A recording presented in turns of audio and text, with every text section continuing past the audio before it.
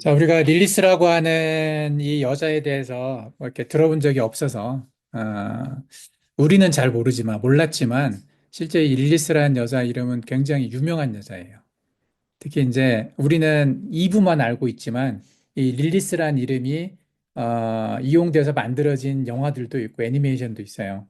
그 릴리스가 굉장히 그 유대 카발라 쪽에서는 중요한 존재이기 때문에, 이 사람을 우리가 알 필요가 있어요. 특히 이제 일본 드라마 중에서 애니메이션 중에서 신세기 에반젤리온이라는 애니메이션이 있어요. 아마 예전에 한국에서는 되게 유행했던 일본에서도 되게 히트쳤던 거거든요.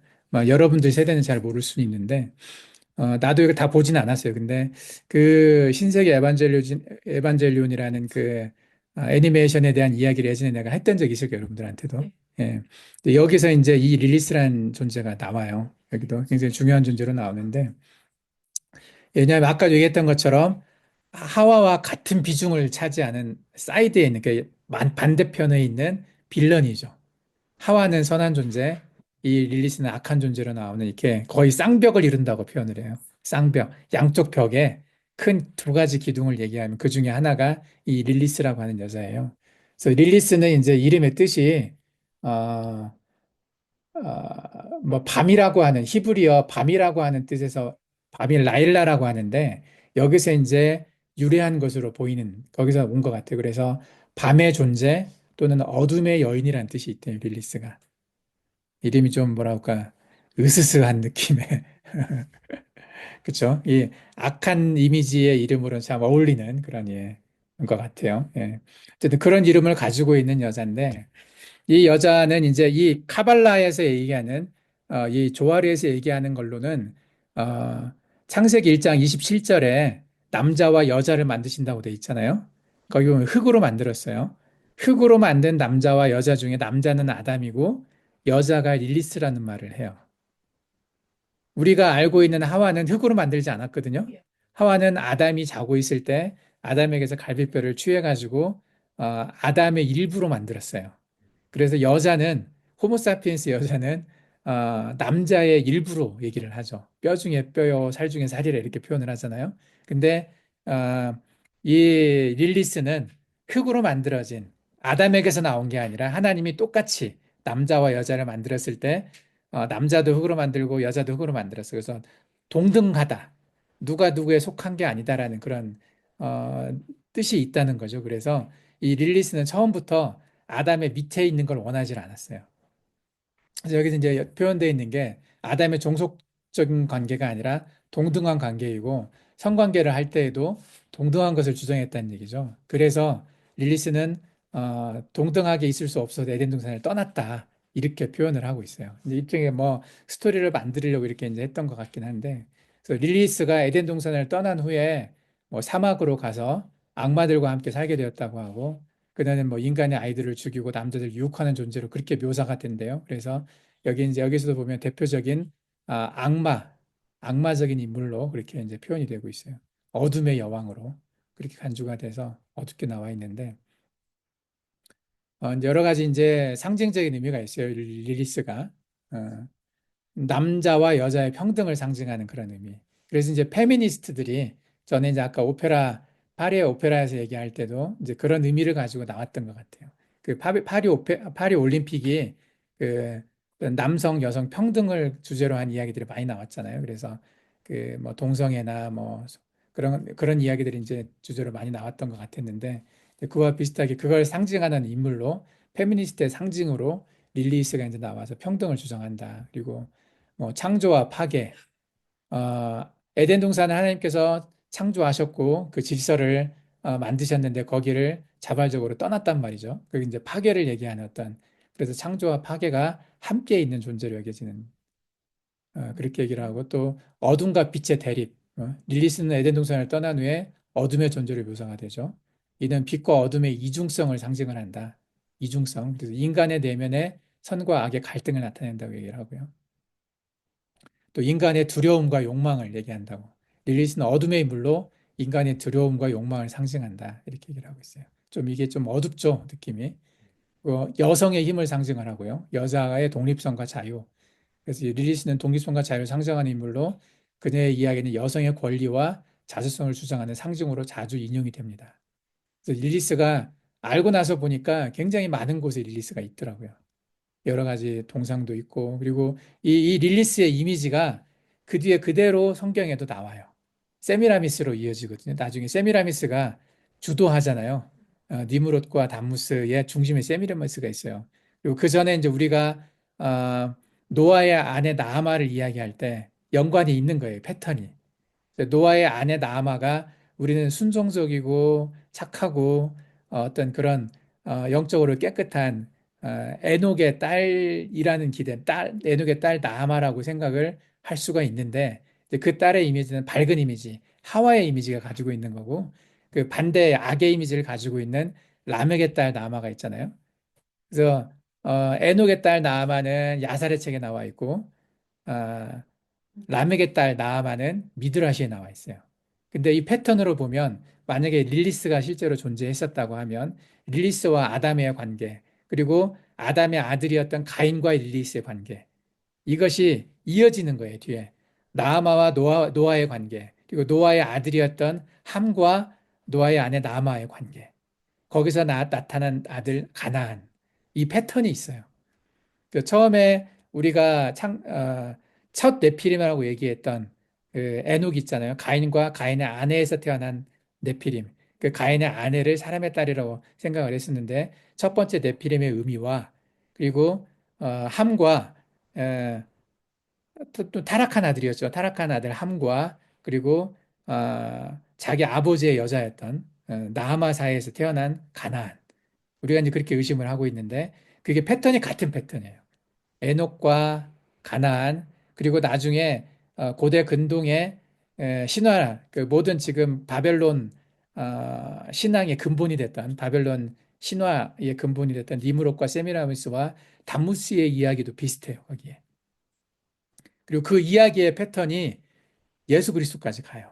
그리고 그게 나중에 적그리스도가 올 때도 그 패턴을 유지할 거라고 봐요. 그 패턴의 시작이 되는 여자가 이 릴리스라는 거죠. 이건 나중에 내가 한번 또 다시 한번 정리를 해줄게요. 이 이야기는. 근데 어쨌든 이 릴리스가 어, 여러 가지 의미가 있어요. 그래서 독립성과 자유, 저항과 혁명, 이건 이제 아담과 신에게 저항했다라는 뜻이죠, 여기가. 전통적인 질서에 대해서 벗어나서 저항과 혁명. 이 저항과 혁명이라는 단어가 무슨 뜻인 줄 알아요? 저항, 혁명, 이게 리볼루션, 뭐 레지스턴스 이런 흡수구리죠 이런 예. 그런 어떤 여성의 힘을 상징하는 그 어떤 인간의 자유, 신으로부터의 자유, 뭐 프리덤이나 뭐 평등 이런 걸 상징하는 그 프리메이슨의 주장과도 또 연결돼 있는 느낌이 있어요. 릴리스가 가지고 있는 이 느낌들이 이게 적그리스도와 상당히 연결된다라는 그런 이미지가 그런 느낌들이 좀 있죠. 신의 이중성이나 또 우주와 인간의 관계 이런 것도 상징한다고 되어 있어요.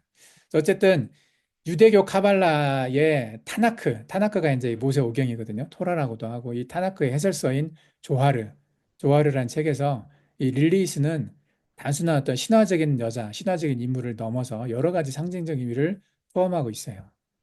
그녀의 존재는 인간의 복잡한 본성과 사회적 역할, 우주와의 관계를 탐구하는 데 중요한 역할을 하고 또 다양한 상징적 의미를 가지고 있는데 독립적이고 자유로운 여성을 상징하고 또 악과 유혹의 상징.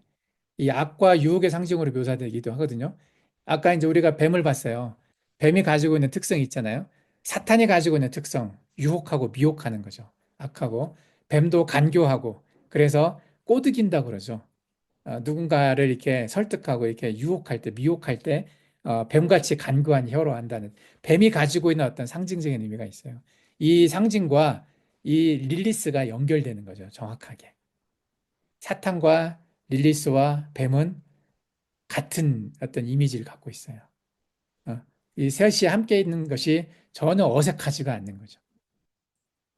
그래서 이 셋을 함께 표현한 후쇼도 있더라고요. 예, 나중에 한번 이 후쇼를 좀 보여줄게요. 어쨌든 이 릴리스가 굉장히 중요한 인물이에요. 그래서 이 릴리스를 중심으로 우리의 이제 가설을 한번 세워보는 거죠. 가설. 이 뱀의 후손이 어떻게 시작되었을까? 이 가설을 한번 세워볼 필요가 있어요. 이제 물론 이 얘기는 성경에서도 안 나오고 타나크에서도 안 나와요. 근데 성경에 나와 있는 얘기는 가인의 아내가 있었다는 거, 그리고 가인의 아내와 함께 에녹이 태어났다는 거죠. 그건 성경에 나와 있는 팩트예요. 근데 아내가 누군지는 안 나와요. 근데 분명히 존재는 해. 그리고 우리 조금 전에 얘기했던 것처럼 이 에덴 동산에서 있었던 그 선악과 사건, 그 안에 분명히 뱀이 존재를 해요. 뱀이 누군지는 정확하게 특정은 안 돼 있지만 뱀의 후손, 뱀의 후손이 있을 거라고 말을 했기 때문에 그 후손이 상징으로 쓰이지 않았잖아요. 대부분의 경우에는 후손이라고 하는 단어가 실제적인 시드, 씨앗의 의미를 가지고 써졌던 단어이기 때문에 여자의 후손으로 예수 그리스도가 온 것처럼 뱀도 사람을 낳을 수 있는 여자여야 한다는 거죠. 그래야 짝이 맞아요. 그러면 그걸 뱀을 여자로 본다고 하면 그 여자가 누구일 것인가?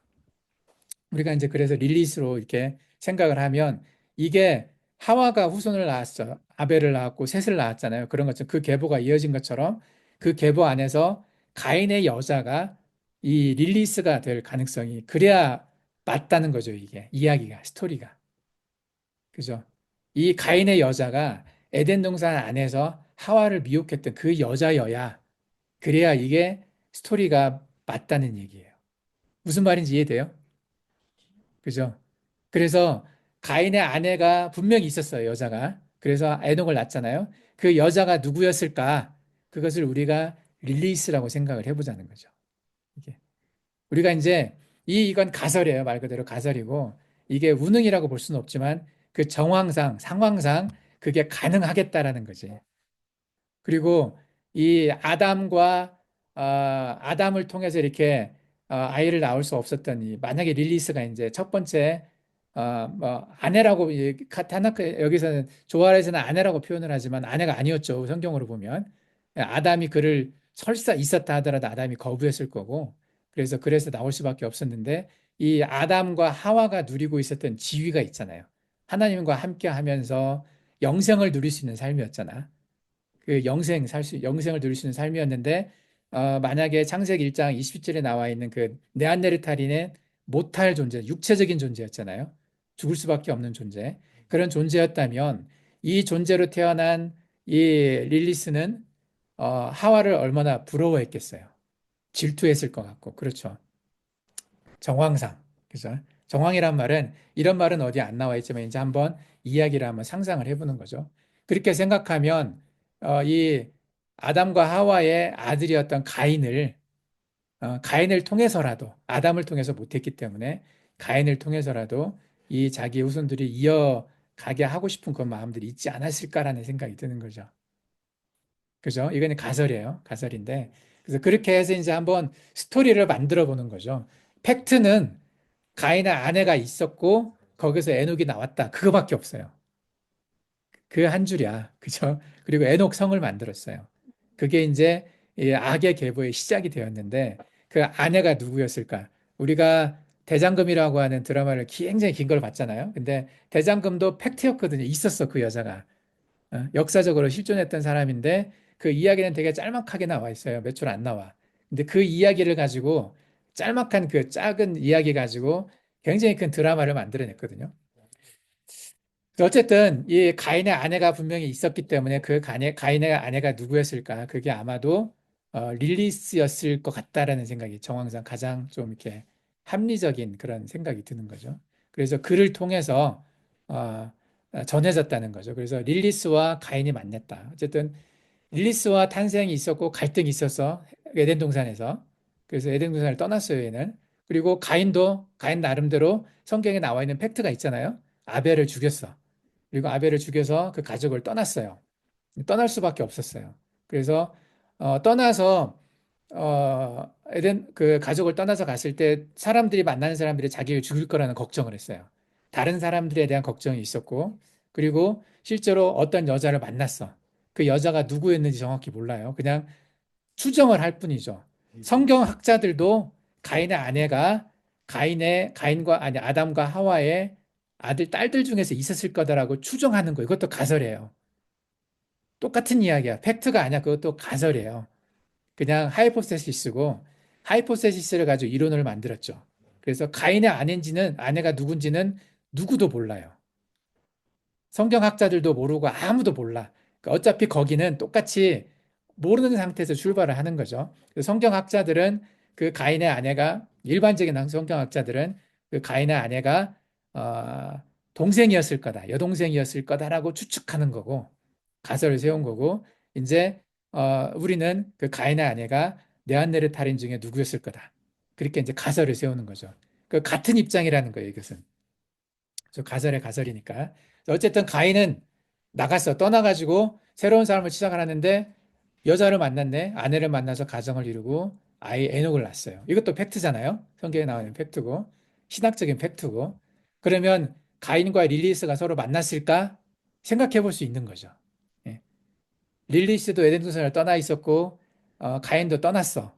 그래서 떠나서 이렇게 만날 수도 있을 거다라는 생각을 할 수 있는 거죠. 왜냐하면 다른 사람은 나와 있질 않으니까. 그래서 성경에는 아내가 누군지 명시적으로 나와 있지는 않지만 유대 전승과 카발라의 이야기 그리고 고 어, 그 고인류 유전학적인 이야기 그리고 여러 가지 상황들을 생각을 해서 가인이 릴리스를 만나서 결혼하고 이것을 통해서 릴리스를 통해서 이 미토콘드리아한테 미토콘드리아죠. 악의 뱀을 저주를 했잖아요. 그 뱀이 릴리스라고 생각을 한다면 창세기의 뱀이 그러면 이 DNA가 가인의 후손을 통해서 뒤로 전달됐다는 거죠. 이러면 이제 이게 상징이 아니라 역사적인 사실이 될 수도 있는 거죠. 이게 뱀이 여자였다고 하면 사람 여자였다고 한다면 예. 그래서 상상력을 한번 발휘를 해봤어요. 내가 만들어낸 거야, 이 이야기는. 예. 성경과 조화르의 이야기, 그리고 고인류주학 이야기 이 세 가지를 합쳐가지고 짬뽕을 해서 이때 이야기를 한번 만들어 보면 자, 영생이 없는 육체적인 존재로 창조되었던 창세기 1장 21절의 보편적인 인류, 네안데르탈인이죠. 이 보편적인 인류의 첫 여자였던 릴리스는 함께 만들어진 다른 남자가 있었을 거 아니에요. 아담 말고. 예, 다른 남자와의 아이를 낳고 살고 있었어.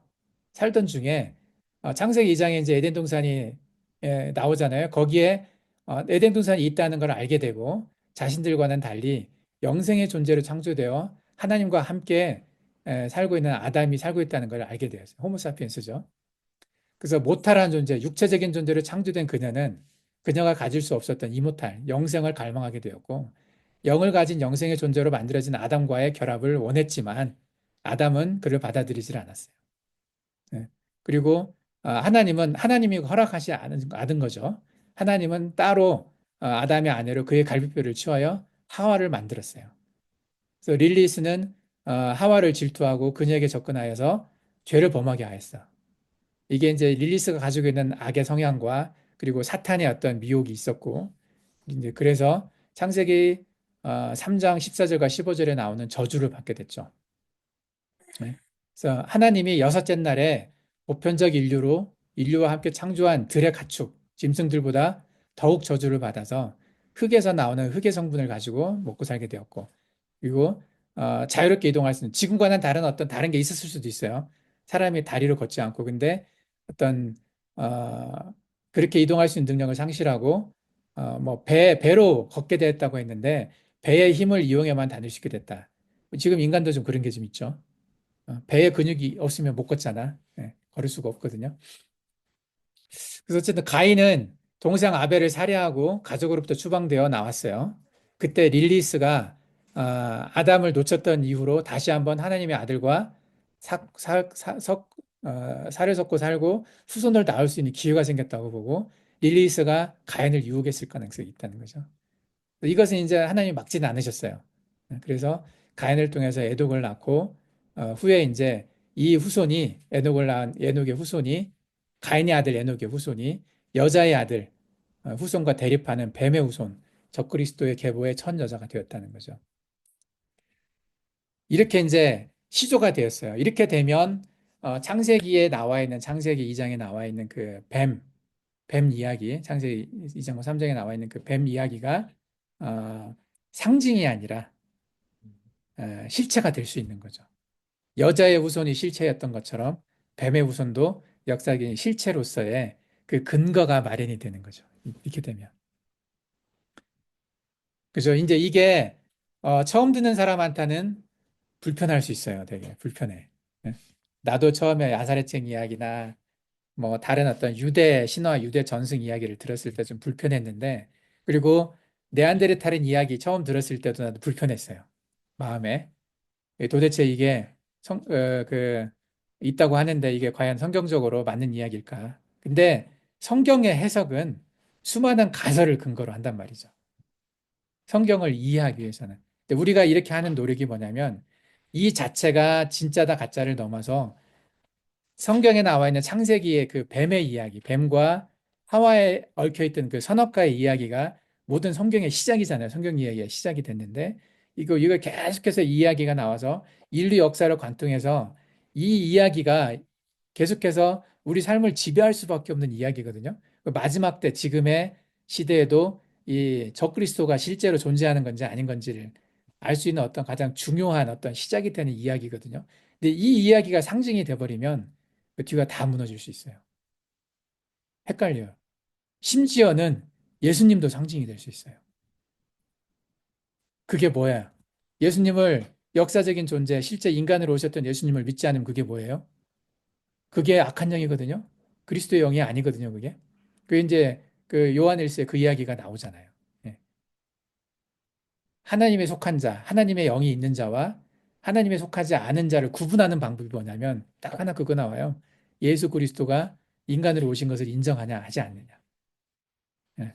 그 차이밖에 없거든요. 근데 이 창세기 1장의 이야기가 여자의 후손과 뱀의 후손이 상징이 되어버리면 예수 그리스도도 상징이 된다는 얘기죠. 예. 굉장히 이게 위험한 거예요. 사실 더 위험한 거예요, 사실은. 그죠? 뱀이 상징이니까 여자도 상징이다. 또 뱀의 후손이 상징이니까 여자의 후손도 상징이다. 실체가 아니다. 이렇게 돼버리면 상당히 이게 우리가 믿고 있는 예수 그리스도가 이제 그 실체적인 어떤 그 믿음이 이제 흔들릴 수밖에 없는 거죠. 그것보다는 우리가 조금 지어내고 좀 이게 무리가 있어 보여도 뱀의 후손이 상징이 아니라 진짜라는 어떤 가능성을 이렇게 이야기를 하는 거죠. 이것은 나는 운응이라고 말하는 건 아니에요. 진짜라고 말하는 건 아니고 가설이에요, 가설. 이 스토리를 만들면 맞을 수도 있고 틀릴 수도 있죠. 예. 이건 몰라요, 우리는. 하나님만 알고 계셔. 예. 그렇지만 우리는 이 가능성으로 적그리스도가 실제로 누군가의 혈통을 타고 올 거라고 생각을 하는 게 더 성경적이고 더 지금 시대를 이해하는 데 더 도움이 된다는 얘기죠.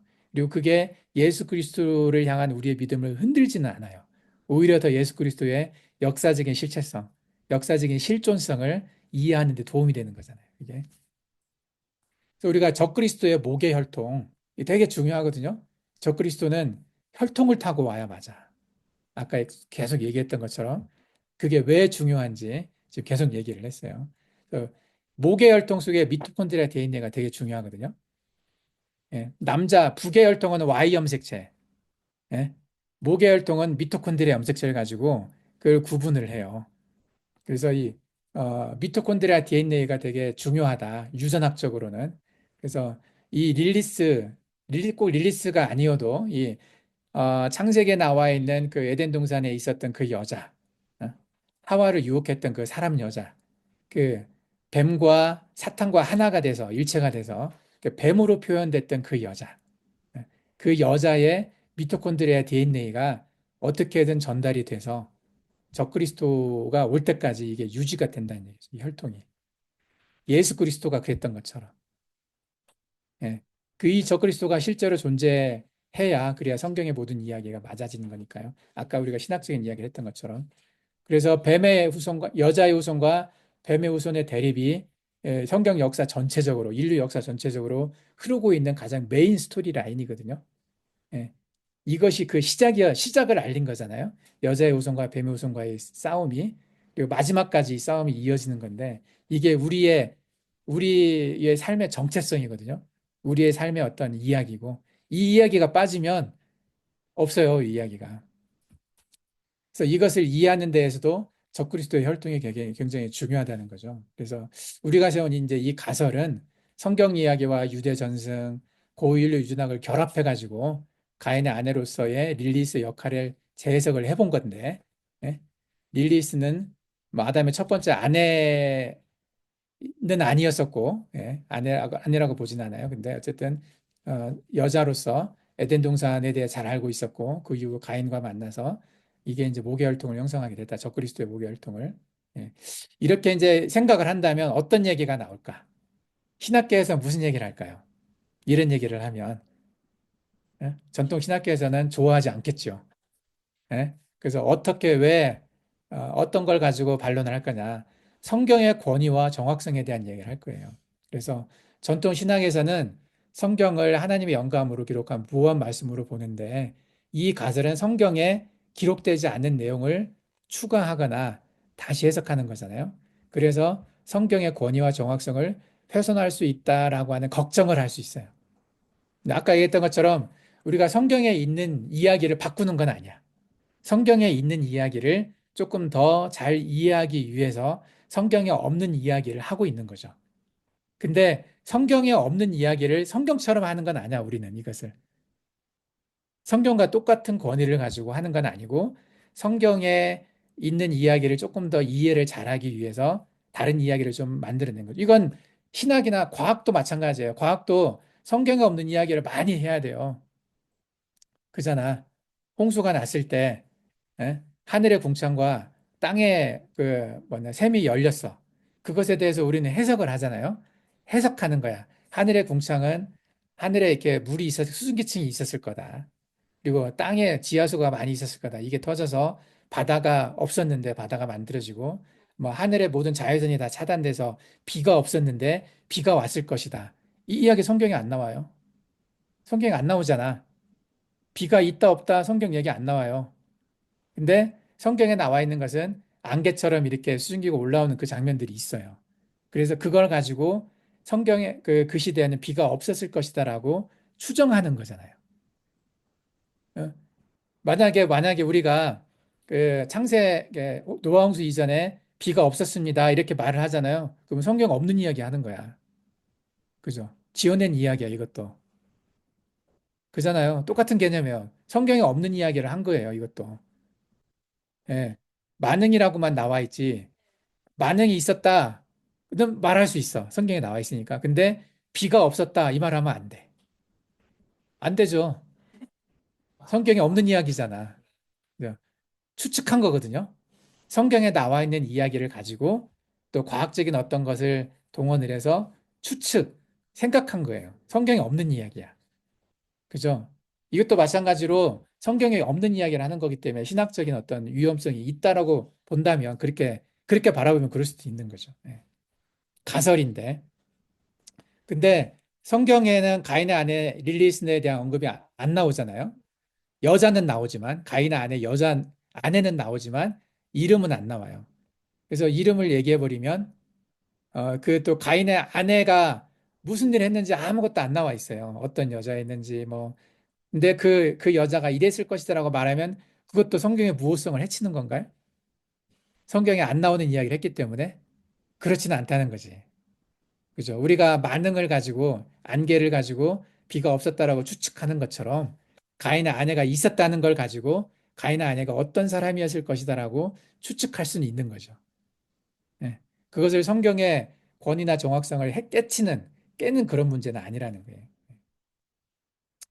그리고 이제 릴리스는 그냥 신화적인 이치에 있는 사람, 마찬가지죠. 뭐 같은 개념인데 신화다. 우능이 아니라 신화 속의 이야기예요. 릴리스는 유대 카발라와 전통 신화에 등장하는 인물로 성경의 공식적인 교리나 역사와는 관련이 없어요. 이 사람은. 그래서 릴리스 이야기를 성경 이야기와 결합해서 한다는 것은 전통적인 신학적 관점에서는 받아들여지기는 어려워요. 왜냐하면 전통적인 신학의 관점은 뭐였어요? 성경에 있는 이야기만 하자잖아. 성경이 알려주는 것만 이야기하자. 이게 신학적인 관점이거든요. 그리고 성경에서 비가 없었다라고 말을 안 했어요. 근데 비가 없었다라고 말하는 것은 창조 과학적인 관점이에요. 신학적인 관점이 아니고. 그래서 우리도 이렇게 릴리스에 대해 이야기하는 것은 신학적인 관점으로 말하는 건 아니에요. 신화적인 관점 또는 인류학적인 관점으로 말은 할 수는 있어요. 성경이라고 말은 하는 건 아니니까. 예, 그렇게 이야기하면 말할 수 있다는 거죠. 그 미토콘드리아 DNA를 성경에 적용하는 거, 신학적 해석의 미토콘드리아 DNA 개념, 그 고인류 유전학적인 이런 과학적인 개념을 적용하는 것은 과학과 신학의 영역을 혼동하는 것으로 볼 수 있습니다. 뭐 그럴 수 신학계에서는 그렇게 말을 할 수는 있어요. 근데 아까도 얘기했던 것처럼 내가 계속 비 이야기를 하는데 창세기에 노아홍수 이전에 비가 없었을 거라고 추정하는 그 이야기도 마찬가지로 과학을 가지고 말을 하잖아. 예. 그땅 전체에 모든 사람들이 다 퍼져 사실 것이다. 그래서 사람들이 되게 많았을 거다. 이렇게 그것도 추정이거든요. 성경에 그렇게 기록이 안 나와 있어요. 근데 추정, 상상해서 이렇게 생각하는 것은 할 수는 있는 거죠. 예. 그것을 우리가 우능이라고 말하는 게 아니라 가설이기 때문에 우리가 팩트라고 주장하는 건 아니거든요. 그래서 비판을 할 수가 있어요.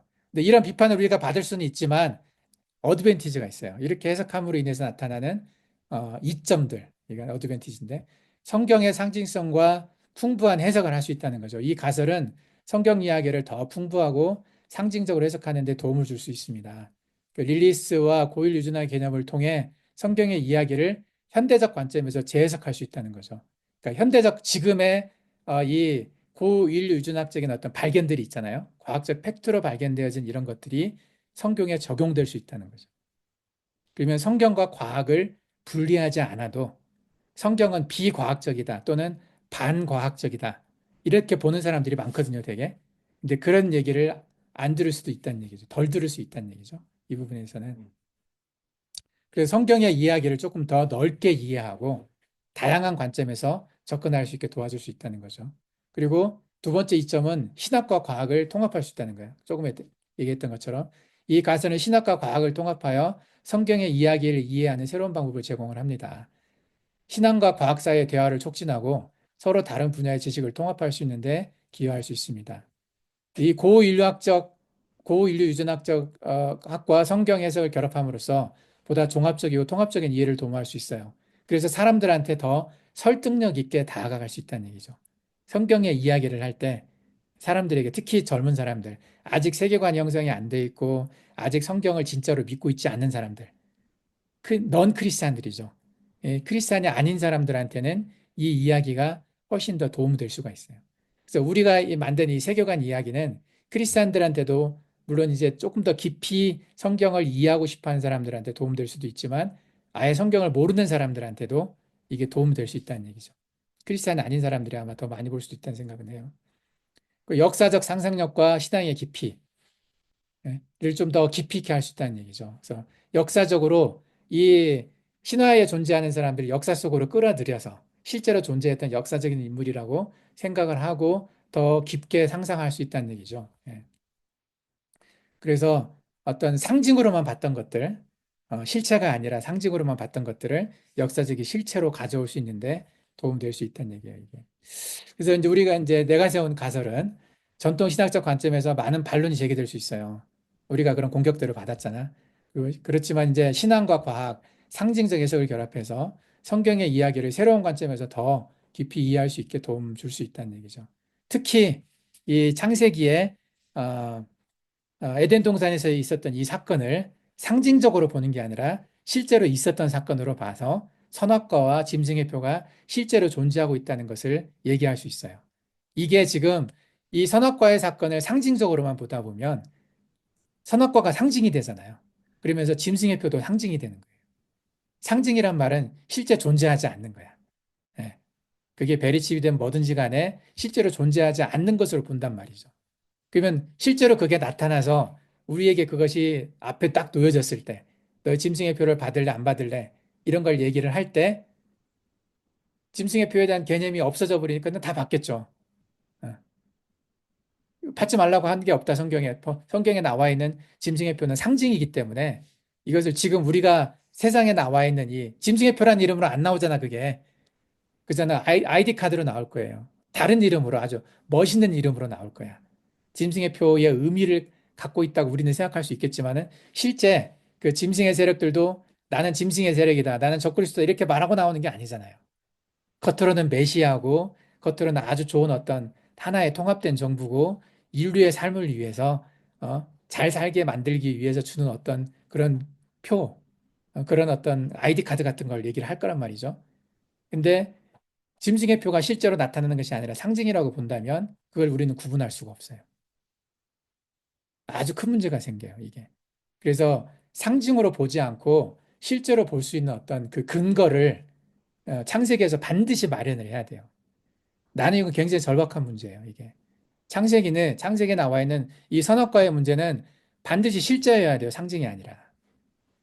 그래야 지금 시대가 이해가 돼요. 그래야 요한계시록을 해석할 수가 있어요. 창세기가 상징인데 어떻게 요한계시록이 실제일 수가 있어요? 말이 안 되는 거거든요. 왜? 짝이거든, 이건. 창세기에 있었던 떡밥, 어떤 이야기를 풀 때 떡밥이라고 우리가 얘기를 하는데, 복선 같은 거죠. 창세기의 이야기를 가지고 요한계시록에서 그걸 풀어내는 거거든요. 창세기가 없으면 요한계시록은 존재할 수가 없어요. 이것은 절대적인 거야. 예. 요한계시록을 이해 제대로 하려면, 마지막 때를 제대로 이해하려면 처음을 알아야 돼요. 이건 연결돼 있어요. 아주 타이트하게 절대적으로 연결되어 있는 거거든요. 근데 처음을 상징으로 보면 마지막도 상징일 수밖에 없어요. 그러면 부흥 뜨는 거지. 우리가 어떻게 이 세상을 파악을 하겠어요? 상징인데. 이 이야기, 저 이야기 막 중구난방 수많은 이야기가 나와서 굉장히 혼동스럽게 만들 거라는 얘기죠.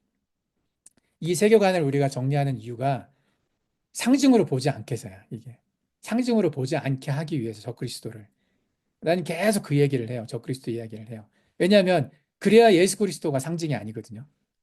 예수 그리스도가 실체가 되려면 예수 그리스도가 인간으로 실제로 역사 속에 오신 그런 한 사람으로 오셨잖아요. 그게 믿어지려면 적그리스도 반드시 진짜로 와야 돼요. 역사 속에서. 이건 절대 조건이에요. 이건. 하나는 상징이고 하나는 실체. 이건 말이 안 되는 거예요. 논리적으로. 예수 그리스도는 실체인데 적그리스도가 상징이다. 이건 말이 안 되는 거거든요. 둘 다 상징이든지 둘 다 실체든지 둘 중에 하나죠. 왜냐하면 같은 사건 속에서 같은 단어로 존재했단 말이죠. 후손이라는 단어로. 그죠? 여기서 그 쉬운 문제가 아니에요. 그래서 이게 결코 이렇게 뭐 해도 되고 안 해도 되고 하는 그런 이야기가 아니라는 생각을 해요. 그래서 적그리스도를 실체로 받아들이기 위해서는 이 문제를 풀어야 돼요, 반드시. 예. 그 노력으로 우리가 지금 이렇게 이런저런 가설을 세워보고 하는 건데, 예. 자, 오늘 여기까지 하고, 예, 다음 주 또 이어가겠습니다.